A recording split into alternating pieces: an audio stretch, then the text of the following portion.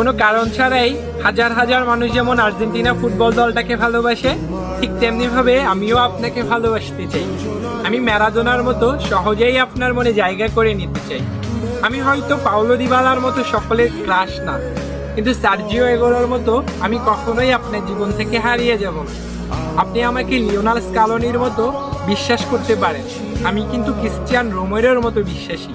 হয়তো আমি মাঝে মাঝে লাউতারো মার্টিনেজের গোল মিসের মতো ভুল করে বসবো, কিন্তু সাথে সাথে অ্যাঞ্জেল ডি মারিয়ার ফাইনালে গোল করে ম্যাজিক দেখানোর মতো ম্যাজিক দেখিয়ে আপনার মনকে খুশি করে দিই। আমি লিওনেল মেসির মতো শত অপমান সহ্য করেও বিশ্বকাপ ট্রফি পাওয়ার স্বপ্নের মতো আপনাকে পাওয়ার স্বপ্ন দেখে যাব সারা জীবন। আমি ম্যাকালিস্টারের মতো আপনার সব রাগ সহ্য করে নিব। জুলিয়ান আলভারেজের মতো আপনার হৃদয়ে আমি সহজেই জায়গা করে নিব। আমি রদ্রিগো দি পলের মতো আপনার বডিগার্ড হয়ে সবসময় আপনার পাশে থাকবো। আপনার মন খারাপ হলে আমি এমিলিয়ানো মার্টিনেজের মতো নেচে আপনার মন ভালো করে নিব।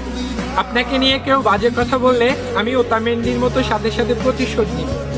আমি হয়তো অ্যাঞ্জো ফের্নান্দেসের মতো অনেক বেশি কিউট না, আবার লিসান্দ্রো পেরেরাসের মতো অনেক হ্যান্ডসামও না।